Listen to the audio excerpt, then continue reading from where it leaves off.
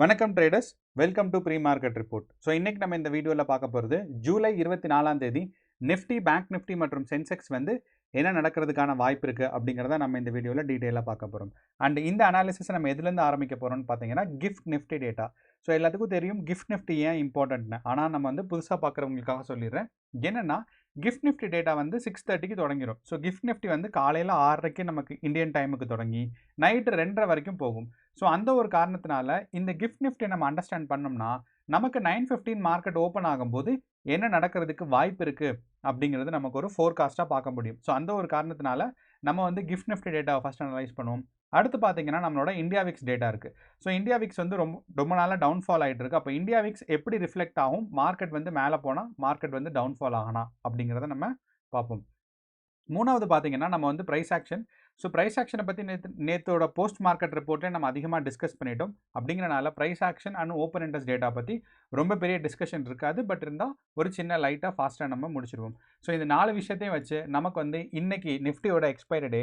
So market எந்த மாதிரி movements நடக்கிறதுக்கான பாசிபிலிட்டிஸ் இருக்குது அண்ட் என்ன நடந்தால் நமக்கு எங்கே வந்து கால் ஆப்ஷனோ புட் ஆப்ஷனோ பை பண்ணால் ப்ராஃபிட்டபிலிட்டிக்கான வாய்ப்புகள் அதிகம் அப்படிங்கிறத நம்ம டீட்டெயிலாக பார்க்கலாம். ஓகே, இப்போ நம்ம அனாலிசிஸ்குள்ளே போகலாம். அண்ட் இந்த அனாலிசிஸை நம்ம முக்கியமாக பண்ணுறதே என்ன அப்படின்னா, ஒரு மார்க்கெட்டில் நம்ம ட்ரேட் பண்ணும்போது வெறும் ப்ரைஸ் ஆக்ஷனோ சப்போர்ட் அண்ட் ரெசிஸ்டன்ஸை வச்சு மட்டுமே ட்ரேட் பண்ணுறது அட்வைசபிள் கிடையாது. மற்ற நிறையா டேட்டாஸ் இருக்குது. இந்த ஓப்பன் இன்ட்ரெஸ்ட் டேட்டாலாம் பார்த்தீங்கன்னா ஃப்ரீயாக அவைலபிள். கூகுளில் போய் நீங்கள் போட்டிங்கன்னாவே போதும். என்எஸ்சி பிஎஸ்சிலாம் ஓப்பன் இன்ட்ரெஸ்ட் டேட்டா அழகாக கொடுப்பாங்க. அப்போ ஓப்பன் இன்ட்ரெஸ்ட் டேட்டா பற்றி தெரிஞ்சுக்கணும். அதுக்கப்புறம் நமக்கு வந்து கிஃப்ட் நிஃப்டி டேட்டாவை தெரிஞ்சுக்கணும், இந்தியா விக்ஸ் டேட்டாவை பார்த்து தெரிஞ்சுக்கணும். ஸோ இது எல்லாம் சேர்ந்து ஒரு அனாலிசிஸ் வரும்போது தான் அந்த அனாலிசிஸ்க்கு வந்து ஒரு முழுமை அடையுது. ஸோ அந்த ஒரு காரணத்தினால தான் நம்ம இந்த வீடியோவில் வந்து இவ்வளோ எக்ஸ்ப்ளனேஷன் கொடுக்குறோம். மற்ற எல்லாத்தையும் கன்சிடர் பண்ணணும் அப்படிங்கிறத சொல்லி. ஓகே, இப்போ நம்ம வீடியோக்குள்ளே போகலாம். ஸோ ஃபஸ்ட்டு வந்து பார்த்தீங்கன்னா நம்ம முன்னாடியே சொன்ன மாதிரி India Vicks. So India Vicks டேட்டாவில் நமக்கு கொஞ்சம் கேர்ஃபுல்லாக நமக்கு பார்த்தோம் அப்படின்னா இந்தியா விக்ஸ் வந்து ஒரு அப்வர்ட் ட்ரெண்டிங் சேனல் இருக்குது. ஸோ இப்போ நான் அப்வர்ட் ட்ரெண்டிங் சேனல் போட்டிருக்கிறது நேற்று நமக்கு காலையில் 6:30க்கு தொடங்கி இன்றைக்கி காலையில் 6:30 வரைக்கும் பார்த்தீங்கன்னா இந்த ட்ரெண்டிங் சேனலில் தான் மேலே கீழே போயிட்டுருக்கு. அண்ட் இந்த ட்ரெண்ட் சேனலை பிரேக் அவுட் பண்ணலை. ஸோ அந்த ஒரு காரணத்தினால நமக்கு இனி 9:30 வரைக்கும் இந்த ட்ரெண்டிங் சேனலை பிரேக் அவுட் பண்ணலை அப்படிங்கிற ஒரு பண்ணலை அப்படின்னா நிஃப்டி வந்து இன்றைக்கி பாசிட்டிவாக இருக்கிறதுக்கான சான்சஸ் இருக்குது. அப்படி இல்லாமல் நமக்கு கேப் அப் இருக்கிறதுக்காகவும் சான்சஸ் இருக்குது. அண்ட் இப்போ இருக்கிற நிலமையில் நமக்கு கிஃப்ட் நிஃப்டி பார்த்தீங்கன்னா நேற்று நமக்கு மார்க்கெட் க்ளோஸ் ஆகும்போது ஆல்மோஸ்ட் இந்த ப்ரைஸில் இருந்துச்சு 25,250. நம்மளோட 3:30 இந்தியன் மார்க்கெட் டைம் வந்து க்ளோஸ் ஆகும்போது நிஃப்டி க்ளோஸ் ஆகும்போது. ஆனால் இப்போ இருக்கிற நிஃப்டியோட ஃபியூச்சர்ஸ், அதாவது கிஃப்ட் நிஃப்டிங்கிறது நிஃப்டியோட ஃபியூச்சர்ஸ் தான். அப்போ இந்த இப்போ இருக்கிற இதை ப்ரைஸ் பார்த்தீங்கன்னா ஒரு 50 பாயிண்ட்ஸ் மேலே ஏறி இருக்குது. அப்போ இந்த 50 பாயிண்ட்ஸ் வந்து நமக்கு வந்து நிஃப்டி 50ல் ரிஃப்ளெக்ட் ஆகுமான்னு கேட்டிங்கன்னா இந்த 50 பாயிண்ட் ரிஃப்ளெக்ட் ஆகிறதுக்கான வாய்ப்புகள் கம்மி.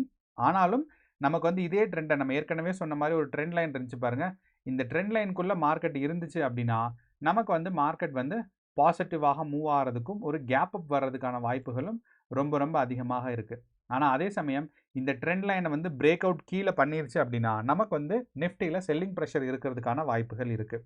ஆனால் நம்ம ஒரு ஓவராலாக பிக்சராக பார்த்தோம் அப்படின்னு பார்த்தீங்கன்னா நேற்று ஆரம்பித்ததுக்கும் இப்போ ஆரம்பித்ததுக்கும் மார்க்கெட் வந்து ஒரு கன்சாலிடேஷன் ஃபேஸ் மேலே போயிருக்கு, திருப்பி ஒரு டவுன் சைட் மூவ்மெண்ட் இருக்குது. அப்போது நம்ம எக்ஸ்பெக்ட் பண்ணுறது நிஃப்டிலையும் இதே கன்சாலிடேஷன் ஃபேஸ் வந்து எக்ஸ்டெண்ட் ஆகும் அப்படிங்கிறதான் எதிர்பார்க்குறோம். அண்ட் இந்த ட்ரெண்ட் பாசிட்டிவாக கண்டினியூ ஆச்சுன்னா நமக்கு வந்து கேப் அப் இருக்கிறதுக்கான வாய்ப்பு இருக்குது. ஏன்னா இப்போ இருக்கிற ப்ரைஸ் வந்து பார்த்தீங்கன்னா 25,300 பக்கம் இருக்குது. ஸோ அப்படிங்கிறனால ஒரு 100 பாயிண்ட் மேலே போய் நமக்கு கேப் அப் வர்றதுக்கான வாய்ப்புகள் ரொம்ப அதிகமாக இருக்குது.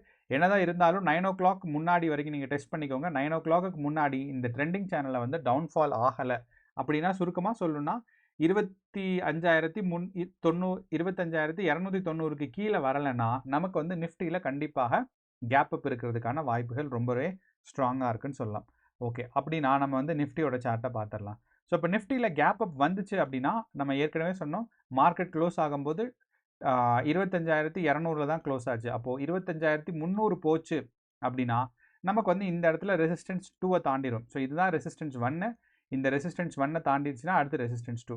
அப்போ இந்த ரெசிஸ்டன்ஸ் 2 தாண்டிடுச்சுன்னா இதுக்கப்புறம் நீங்கள் வந்து மார்க்கெட் மேலே போகும்னு எதிர்பார்க்கறது கொஞ்சம் தப்பு. ஏன்னா நீங்கள் சப்போஸ் கேப் அப்பில் வந்து 25,300க்கு வந்துருச்சுன்னு வைங்களேன், இங்கேருந்து செல்லிங் ப்ரெஷர் இருக்கிறதுக்கான வாய்ப்பு தான் அதிகம்.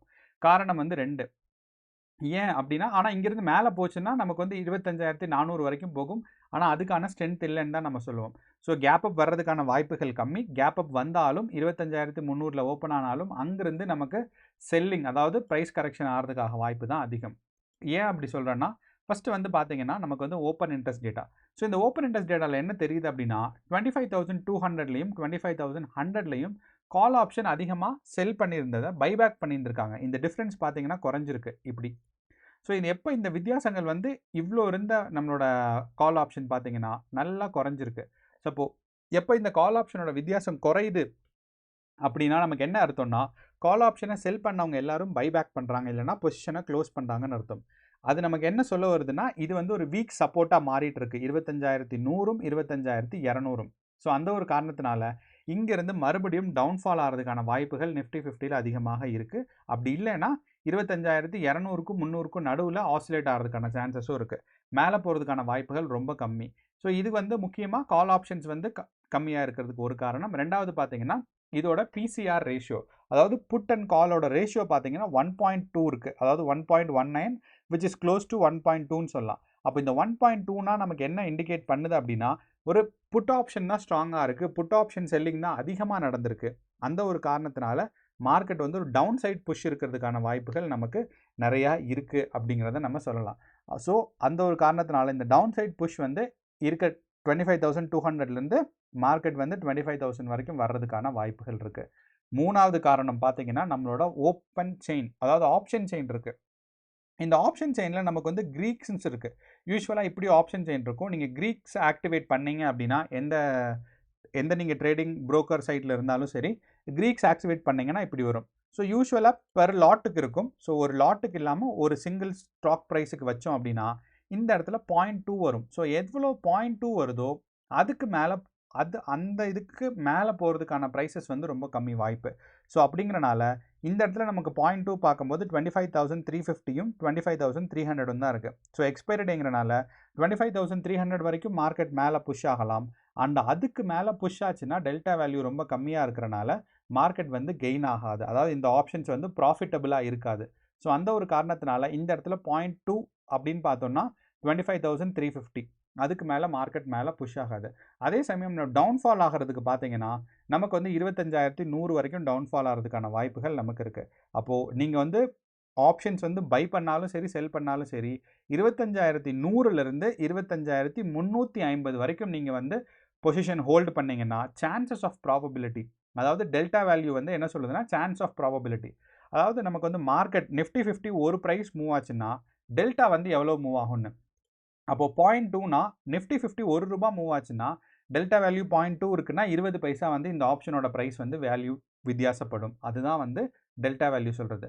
அப்போ இந்த டெல்டா வேல்யூ வச்சு பார்க்கும்போது 25,100ம் 25,350க்கும் நடுவில் நம்ம எடுத்தால் தான் நிஃப்டி 50 இன்றைக்கி நம்ம எக்ஸ்பைரிக்கு வந்து ப்ராஃபிட்டபிலிட்டிக்கான வாய்ப்புகள் கொஞ்சம் அதிகம்.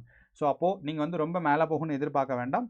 அதே மாதிரி டவுன் சைட் போச்சுன்னா 25,000 வரைக்கும் தான் டவுன் சைட் போகும். இதை நீங்கள் ஞாபகம் வச்சுக்கோங்க. அடுத்து நம்ம பார்க்க போகிறது சென்செக்ஸ் வந்து நமக்கு ஏற்கனவே சொல்லிகிட்டே இருந்தோம். என்னென்னா சென்செக்ஸ் வந்து நிஃப்டி 50 அப்படியே ப்ரைஸ் ஆக்ஷன் ஃபாலோ ஆகிட்டே வருதுன்னு. அப்போது அதே மாதிரி ப்ரைஸ் ஆக்ஷன் ஃபாலோ ஆகும்னு நம்ம எக்ஸ்பெக்ட் பண்ணோம்னா இன்றைக்கி கேப் அப் வந்து அதிகபட்சம் 83,000 வரைக்கும் கேப் அப் வரலாம். அங்கேருந்து மார்க்கெட் வந்து ஒரு சரிவான மார்க்கெட் தான் வரலாம். அண்ட் நமக்கு வந்து சென்செக்ஸில் என்ன எதிர்பார்க்குறோன்னா இந்த 82,000க்கும் 83,000க்கும் இந்த ஒரு 1000 பாயிண்ட் இருக்குது பாருங்கள், இந்த பாயிண்ட்டுக்குள்ளே தான் மார்க்கெட் வந்து ஆசிலேட் ஆகிறதுக்கான வாய்ப்பு இருக்குது அடுத்த வாரம் எக்ஸ்பைரி வரைக்கும். ஏன் அப்படின்னு சொல்கிறோன்னு பார்த்தீங்கன்னா நம்மளோட அதே சமயம் நமக்கு வந்து ஓப்பன் இன்ட்ரெஸ்ட் டேட்டா. ஸோ நமக்கு வந்து நிஃப்டியோட ஃபியூச்சர் ப்ரைஸ் பார்த்தீங்கன்னா 25,200 தான் இருக்குது. ஸோ அப்படிங்கிறனால க்ரோத்துக்கான வாய்ப்பு கம்மி. Okay, Sensex. அப்போ நமக்கு சென்செக்ஸில் ஓப்பன் இன்ட்ரெஸ்ட் டேட்டா பார்க்கும்போது நமக்கு பார்த்தீங்கன்னா இந்த இடத்துல 82,500ல ஸ்ட்ராங்கான புட் ஆப்ஷன்ஸ் டெவலப் ஆகிருக்கு. ஸோ அப்படிங்கிறனால இந்த 82,500 இது வந்து ஒரு ஸ்ட்ராங் ரெசிஸ்டன்ஸாக பில்டப் ஆகிறதுக்கான வாய்ப்புகள் இருக்குது. அப்போது இது வந்து ரெசிஸ்டன்ஸ் 1 ஆகவும் இது வந்து சப்போர்ட் 2 ஆகவும் இருக்கிறதுக்கான சான்சஸ் இருக்குது. ஸோ இது சப்போர்ட் 1ம் இது சப்போர்ட் 2 இருக்கிறதுக்கான வாய்ப்பு. ஸோ அப்படிங்கிறனால 83,000க்கும் 82,500 இந்த ஒரு 500 பாயிண்ட்டுக்குள்ளே இன்றைக்கி சென்செக்ஸ் இருக்கிறதுக்கான வாய்ப்புகள் இருக்குது. ஸோ அப்படிங்கிறனால நமக்கு வந்து சென்செக்ஸில் ஃபார் அவுட் ஆஃப் த மணியில் பொசிஷன் எடுக்க வேணாம். ஸோ 83,000 அவுட் ஆஃப் த மணி தான் கால் ஆப்ஷனை பொறுத்தளவு. ஸோ அப்படிங்கிறனால ஃபார் அவுட் ஆஃப் த மணினா இந்த 83,200 83,600க்கு மேலே எடுக்க வேண்டாம். மேபி இதோட ப்ரீமியம் எல்லாம் ரொம்ப கம்மியாக தான் இருக்கும். ஸோ ப்ரீமியம் கம்மியாக இருக்குன்னு பார்க்குறீங்க. அதே சமயம் நீங்கள் என்ன பார்க்கணுன்னா க்ரீக்ஸ் இருக்குல்ல, அந்த டெல்டா வேல்யூ, அந்த டெல்டா வேல்யூஸும் சேர்த்து பார்க்கணும். ஸோ நீங்கள் வெறும் ப்ரீமியம் ப்ரைஸை மட்டும் பார்க்காதீங்க, எல்டிபி தான் பார்ப்பீங்க நீங்கள், லாஸ்ட் ட்ரேடட் ப்ரைஸு. இப்போ லாஸ்ட் ட்ரேடட் ப்ரைஸ் கம்மியாக இருக்குன்னு வாங்காதீங்க.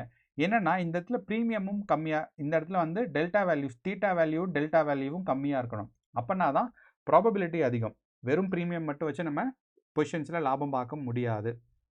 ஸோ சென்செக்ஸ் வந்து 83,000க்கும் 82,500க்கும் நடுவில் போகிறதுக்கான வாய்ப்புகள் இருக்குது. மூணாவது நம்மளோட bank Nifty. So bank Nifty பார்த்தீங்கன்னா ஆல் டைம் ஹைக்கு நமக்கு வந்து கொஞ்சம் தான் கம்மியாக இருக்குது. அதாவது ஒரு 0.5% தான் ஆல் டைம் ஹைலேருந்து கம்மியாக இருக்குது. பேங்க் நிஃப்டியோட ஆல் டைம் ஹை ஆல்மோஸ்ட் நமக்கு வந்து 57,600 தான் பேங்க் நிஃப்டியோட ஆல் டைம் ஹைன்னு எக்ஸ்பெக்ட் பண்ணுறேன். கரெக்டு, 57,600 ரேஞ்சில். அப்போது அங்கேருந்து நம்ம கன்சிடர் பண்ணோம்னா பேங்க் நிஃப்டி வந்து ஆல் டைம் ஹைலேருந்து ஆல்மோஸ்ட் லைக் நமக்கு 0.6% 0.5% தான் கம்மியாக இருக்குங்கிறனால இங்கேருந்து நம்ம ஸ்ட்ராங்கான ப்ரைஸ் கரெக்ஷன் எதிர்பார்க்கலாம். அண்ட் இந்த ப்ரைஸ் கரெக்ஷன் வந்து ரொம்ப அதிகமாக போகாது. அதிகபட்சம் போச்சுன்னா 56,600 வரைக்கும் போகலாம், இல்லைனா 57,000 வரைக்கும் போகலாம். ஸோ அப்போ நமக்கு பேங்க் நிஃப்டியை பொறுத்தளவு 57,000லேருந்து 56,600க்குள்ளே தான் மார்க்கெட் இன்றைக்கி இருக்கும். ஸோ மூணுமே பார்த்தீங்கன்னா ஸ்ட்ராங்கான புல்லிஷ் மூமெண்ட்டும் ஸ்ட்ராங்கான பியரிஷ் மூமெண்ட்டும் இருக்காது. ஒரு சைட்வேஸ் மூமெண்ட் இல்லைனா ஒரு கன்சாலிடேஷன் ஃபேஸ் வந்து 3 ஸ்டாக்ஸ்லேயுமே இன்றைக்கி நம்ம எக்ஸ்பெக்ட் பண்ணலாம். அண்ட் நம்ம இன்னொன்று சொல்லியிருந்தோம், என்னென்னா நம்மளோட இந்தியா விக்ஸ் டேட்டா. ஸோ நல்லா ஞாபகம் வச்சுக்கோங்க, சப்போஸ் நீங்கள் வந்து அப் ட்ரெண்ட் எக்ஸ்பெக்ட் பண்ணுறீங்க அப்படின்னா மார்க்கெட்டில் இந்தியா விக்ஸ் வந்து டவுன் சைடு வரணும். ஸோ இந்தியா விக்ஸும் நம்மளோட மார்க்கெட்டும் ஆப்போசிட்டாக வேலை செய்யும். ஸோ இந்தியா விக்ஸ் மேலே போச்சுன்னா நமக்கு வந்து மார்க்கெட் சரிவில் இருக்கும். அதே சமயம் நம்ம இந்தியா விக்ஸோட வேல்யூ பார்த்தோன்னா இப்போ வந்து 10ல் இருக்குது. நம்ம எல்லாத்துக்கும் தெரியும் ஆவரேஜ் இந்தியா விக்ஸ் வேல்யூ என்னன்னு பார்த்தீங்கன்னா 15லேருந்து 13 தான். ஸோ இந்த 15லேருந்து 13 தான் பார்த்தீங்கன்னா யூஸ்வலாக ஸ்டேபிள் மார்க்கெட்டுக்கான விஷயம். ஸோ அப்போது வாலடைலிட்டி ரொம்ப ரொம்ப கம்மியாகிட்டு இருக்கு அப்படின்னா என்ன அர்த்தம் அப்படின்னு பார்த்தீங்கன்னா நிறையா பேர் பொசிஷன்ஸை ஹோல்டு பண்ணிட்டு இருக்காங்கன்னு அர்த்தம். ஸோ வாலடைலிட்டி குறையும் போது மார்க்கெட் வந்து ரொம்ப ஸ்ட்ராங்காக பில்ட் ஆகிட்டு இருக்கு அப்படின்னா கன்சாலிடேஷன் ஃபேஸ் வந்து போயிட்டே தான் இருக்கும். அதுக்கப்புறம் மார்க்கெட் வந்து ஒரு ஸ்ட்ராங்கான கண்டிப்பாக ஒரு டவுன்ஃபால் வரும். அந்த டவுன்ஃபால் வந்ததுக்கப்புறம் தான் பார்த்தீங்கன்னா ஒரு ட்ரூவான புல்லிஷ் மூமெண்ட் வரும். ஸோ இங்கிருந்து இந்தியா விக்ஸ் கண்டிப்பாக என்னைக்காக இருந்தாலும் ஒரு 13க்கு திருப்பி வரணும். அப்போ இந்த 13க்கு இந்தியா விக்ஸ் மேலே வரும்போது நம்மளோட Nifty, bank Nifty and Sensex வந்து டவுன்ஃபால் ஆகும். அப்போது நீங்கள் நிஃப்டி, பேங்க் நிஃப்டி அண்ட் சென்செக்ஸில் டவுன்ஃபால் எக்ஸ்பெக்ட் பண்ணுறீங்க அப்படின்னா இந்த பக்கம் வந்து இந்தியா விக்ஸ் ஒரு தடவை ரெஃபர் பண்ணிங்கன்னா இந்தியா விக்ஸ் க்ரோ ஆகிருக்கணும். அப்போது நிஃப்டி, பேங்க் நிஃப்டி வந்து டவுன்ஃபால் ஆகுது, ஆனால் இந்தியா விக்ஸ் க்ரோ ஆகலைன்னா அது வந்து ஃபால்ஸான ட்ரெண்ட் வந்து ரிவர்ஸ் ஆயிரும்னு அர்த்தம். நான் மறுபடியும் சொல்கிறேன், சப்போஸ் வந்து நமக்கு வந்து இப்போ பேங்க் நிஃப்டியே பார்ப்போம். பேங்க் நிஃப்டி டவுன்ஃபால் ஆகுது. அப்போ பேங்க் நிஃப்டி டவுன்ஃபால் ஆச்சு அப்படின்னா இந்தியா விக்ஸ் வந்து க்ரோ ஆகணும். ஆனால் பேங்க் நிஃப்டியும் டவுன்ஃபால் ஆகுது, இந்தியா விக்ஸும் டவுன்ஃபால் ஆகுது. அப்படின்னா என்ன அர்த்தம்னு கேட்டிங்கன்னா பேங்க் நிஃப்டி டவுன்ஃபால் ஆகிட்டு இந்தியா விக்ஸும் டவுன்ஃபால் ஆச்சுன்னா அது வந்து ஒரு ஃபால்ஸான ட்ரெண்டு, திருப்பி வந்து மார்க்கெட் ரெக்கவரி ஆயிரும்னு அர்த்தம். ஸோ அப்போது இந்தியா விக்ஸும் பேங்க் நிஃப்டி அதே மாதிரி சென்செக்ஸ் எல்லாமே பார்த்தீங்கன்னா ஆப்போசிட்டாக வேலை செய்யணும். ஆப்போசிட்டாக வேலை செய்யலைன்னா நமக்கு வந்து ட்ரெண்டு ரிவர்ஸ் ஆயிரும்னு அர்த்தம். ஸோ இதை நீங்கள் கேர்ஃபுல்லாக இந்த ஒரு பாயிண்ட் வச்சுமே நீங்கள் வந்து உங்களோட ட்ரெண்டை வந்து கன்ஃபார்ம் பண்ணிக்கலாம். ஸோ இன்றைக்கி வந்து நிஃப்டியில் ட்ரேட் பண்ணுறவங்களுக்கு ஆல் தி பெஸ்ட். இன்றைக்கி எக்ஸ்பைரி டே, கேர்ஃபுல்லாக ட்ரேட் பண்ணுங்கள். ஃபார் அவுட் ஆஃப் த மணியில் பொசிஷன் எடுக்க வேண்டாம். முக்கியமாக ஆப்ஷன் பையர்ஸ்க்கு வந்து ஃபார் அவுட் ஆஃப் த மணியில் பொசிஷன்ஸ் எடுக்க வேண்டாம். All the best. நன்றி, வணக்கம்.